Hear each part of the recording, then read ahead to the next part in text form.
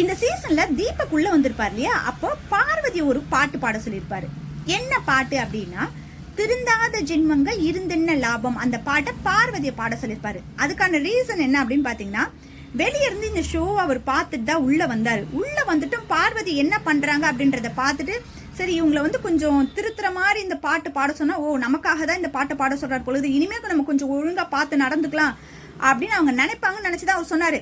நீங்க யாரு என்ன சொன்னாலும் சரி, பிக் பாஸ் சொல்றதையே நான் கேட்க மாட்டேன், நீங்க சொல்றது மட்டுமா நான் கேட்க போறேன் அப்படின்னு சொல்லிட்டு அவங்க இப்பவும் அதே மாதிரிதான் இருக்காங்க. பிக் பாஸும் எத்தனையோ முறை சொல்லிட்டாரு, மைக்கை மறைச்சிட்டு பேசாதீங்க, மைக்கை கழட்டி வச்சுட்டு பேசாதீங்க அப்படின்னு சொல்லிட்டு பார்வதி கிட்டையும் கம்ருதீன் கிட்டையும். ஆனா அவர் ஒவ்வொரு முறை சொல்லும் போதும் சாரி பிக் பாஸ், இனிமே நான் பண்ண மாட்டேன் பிக் பாஸ் அப்படின்னு சொல்லிட்டு திரும்பவும் அதே வேலைதான் செய்யறாங்க. இது வரைக்கும் அந்த சீசன்லயே பிக் பாஸ் ஒரு விஷயம் சொன்னாருன்னா அதை யாருமே மீற மாட்டாங்க. ஆனா இந்த டைம் விஜய் சேதுபதி சொல்றதையும் கேட்கறது கிடையாது, பிக் பாஸ் சொல்றதையும் கேட்கறது கிடையாது. இவங்க இஷ்டத்துக்கு தான் இருப்பேன் அப்படின்னு இருக்காங்க இல்லையா, அதனால தான் நேற்று பிக் பாஸ் இவங்களுக்கு பனிஷ் பண்ணணும் அப்படின்னு சொல்லிட்டு எல்லாரும் ஸ்டாச்சு மாதிரி நிக்க வச்சுட்டு, என்ன பார்வதி உங்களை எத்தனை முறை நான் சொல்றது மைக்கை மறைச்சிட்டு பேசாதீங்க அப்படின்ட்டு, நேற்று நைட் அப்படிதான் மைக்கை மறைச்சு வச்சுட்டு பேசுறீங்க. தமிழ் பிக் பாஸ்ல தமிழ்ல பேசுறேன் எங்க இதுவாயிட போய் சொல்லிட்டு ஹிந்தியில பேசுறீங்க, எதுக்கு ஹிந்தியில பேசிட்டு இருக்கீங்க அப்படின்னு சொல்லிட்டு அவரும் ஹிந்தியில பேச ஆரம்பிச்சிட்டாரு. அது மட்டும் இல்ல, இப்போ கொஞ்ச நேரத்துக்கு முன்னையும் மைக்கை மறைச்சிட்டு பேசுறீங்க, உங்களுக்கு கண்டிப்பா இந்த முறை பனிஷ்மெண்ட் கொடுக்க போறேன், உங்களுக்கு மட்டும் இல்ல வீட்டில் இருக்கக்கூடிய மெம்பர்ஸ்க்கும் சேர்த்து கொடுக்க போறேன் அப்படின்னு சொல்லிட்டு அமித் கிட்ட என்ன சொன்னாரு அப்படின்னா, அமித் வீட்டில் இருக்கக்கூடிய டீ காஃபி பால் முட்டை, முக்கியமா இப்ப சாப்பிட்றதுக்காக தட்டில் வச்சிருக்காங்க பாத்தீங்களா, அந்த முட்டை உள்பட எல்லாத்தையும் எடுத்துட்டு வந்து ஸ்டோர் ரூம்ல வச்சிருங்க அப்படின்னு சொல்லிட்டாரு. உடனே பார்வதி, ஐயோ big boss sorry big boss, எங்களுக்கு வேணும் தண்டனை கொடுங்க, அவுட்ஸ்மேட்டுக்கெல்லாம் வேண்டாம் அப்படின்ட்டு அதை மனம் வருந்தியா சொல்றாங்க. ஐயோ இத்தனை பேர் எங்கடா கத்த போறாங்களோ அப்படின்னு தான் சொல்ல ஆரம்பிச்சாங்க. கம்ருதீன் அந்த இடத்துல திருந்து வரான்னு பார்த்தா, நாங்க மைக்கை கழட்டி வச்சு பேசல, தூரம் வச்சு பேசணும்னு சொல்லிட்டு அதுக்கு ஒரு காரணம் சொல்லிட்டு இருக்காரு. இவங்கெல்லாம் எங்கிருந்து திருந்துறது, இந்த பனிஷ்மெண்ட்ல இன்னும் 1000 பனிஷ்மெண்ட் கொடுத்தாலும் இவங்க 2 பேரும் சுத்தமா திருந்தவே மாட்டாங்க. நேத்து பிக் பாஸ்ல சிறப்பான சம்பவம் ஒண்ணு நடந்தது. அதையே 1 hour எபிசோட்ல போடல அப்படின்றது எனக்கு தெரியல. லைவ்ல நான் பார்த்தவங்களுக்கு அது தெரிஞ்சிருக்கும், பார்க்காதவங்களுக்கு நான் இப்ப ஷேர் பண்றேன் பாருங்க.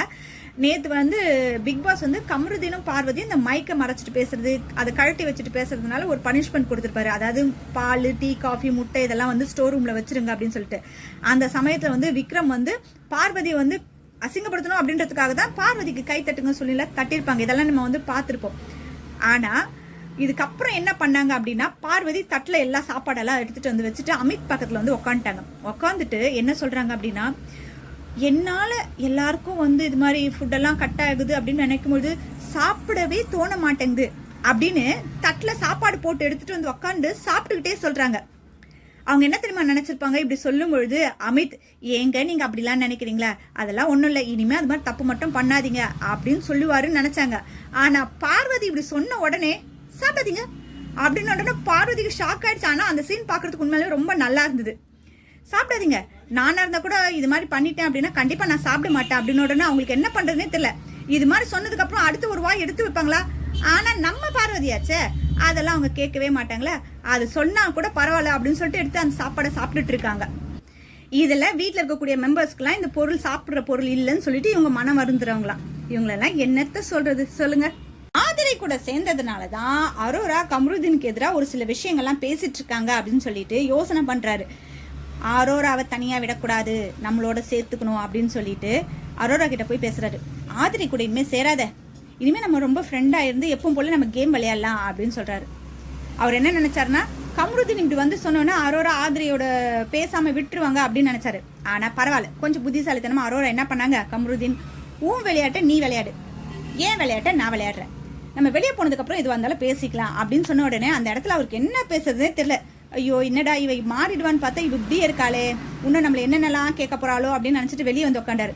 நம்ம கூட இவ சேரல, ஆனா இவளை விடக்கூடாது, இவளை ஏதாவது பண்ணணும் அப்படின்னு சொல்லிட்டு அங்க ஒரு பேச்சு ஆரம்பிக்கிறாரு. என்ன தெரியுங்களா, பிக் பாஸ் ஸ்டார்ட் ஆகி 10 வாரம் கம்ப்ளீட் ஆயிடுச்சு. இந்த 10 வாரமாவும் அரோரா கிச்சன் டீம்ல இல்ல. காரணம் என்ன அப்படின்னா, கிச்சன் டீம்ல இருந்தா வேலை அதிகமா இருக்கும், அதனால எப்பவுமே பாத்ரூம் கிளீன் பண்ற டீம்ல போய் தான் சேர்றாங்க. ஏன் பாத்ரூம் கிச்சன்ல வந்து வேலை செய்யக்கூடாது, அப்ப கிச்சன்ல இருக்கவங்கள இதுவா அப்படின்னு சொல்லிட்டு கேட்கிறாரு. அவர் கேட்கறதுல தப்பு கிடையாதுதான், ஏன்னா இது வரைக்கும் அரோரா கிச்சன் டீம்ல இல்ல.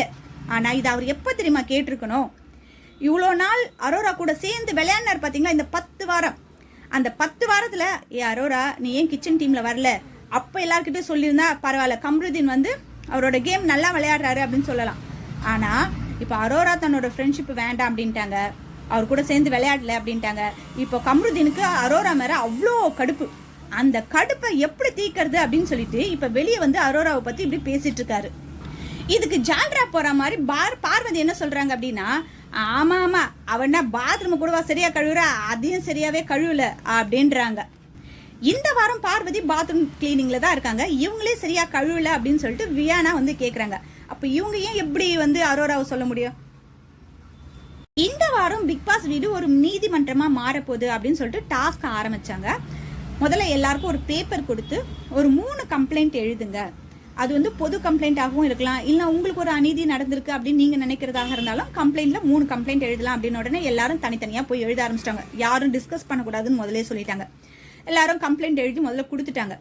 ஃபர்ஸ்ட் கம்ப்ளைண்ட் எடுத்துக்கிட்டது என்ன யாரோடதுன்னு பார்த்தீங்கன்னா வினோத் கொடுத்த கம்ப்ளைண்ட் தான் எடுத்துக்கிட்டாங்க. வினோத் என்ன கம்ப்ளைண்ட் கொடுத்திருந்தாரு அப்படின்னா, வெளியிருந்து உள்ள வந்த ஆதிரை திவாகர் வெளியே போனதுக்கு முக்கிய காரணம் வினோத் அப்படின்னு சொல்லிட்டு நிறைய இடங்கள்ல பதிவு பண்ணிக்கிட்டே இருந்தாங்க. அது வந்து வினோத்துக்கு வந்து ரொம்ப கஷ்டமா இருந்தது அப்படின்றனால அவர் வந்து கம்ப்ளைண்ட் கொடுத்திருந்தாரு.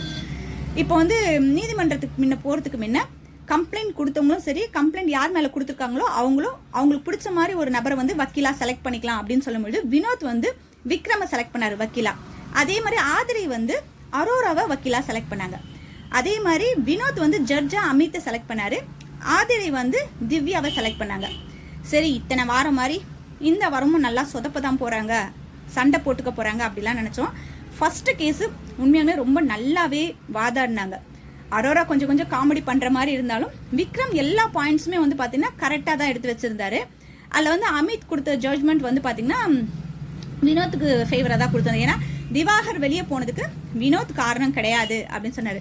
ஆனா திவ்யா என்ன ஜட்ஜ்மெண்ட் கொடுப்பாங்க அப்படின்னு பார்த்தா, திவ்யா நான் ஜட்ஜ்மெண்ட்டே கொடுக்கல, ஏன்னா அட்வைஸ் வேணா பண்றேன், யாருக்கு வினோத் வேணா அட்வைஸ் பண்றேனே தவிர்த்து ஜட்ஜ்மெண்ட் கொடுக்கல அப்படின்னு உடனே பிக் பாஸ் என்ன சொல்லிட்டாருன்னா, சரி ஓகே இப்போ இது ஒரு ஜட்ஜ்மெண்ட் தான் வந்திருக்கு, இன்னொரு ஜட்ஜ்மெண்ட்டை மக்கள் கிட்ட விட்டுடலாம் அப்படின்னு சொல்லிட்டு கேட்கும்போது அவங்க எல்லாருமே வந்து பாத்தீங்கன்னா வினோத்துக்கு சப்போர்ட்டா தான் பேசுனதுனால வினோத் பக்கம் தான் இந்த கேஸ் ஜெயிச்சுது.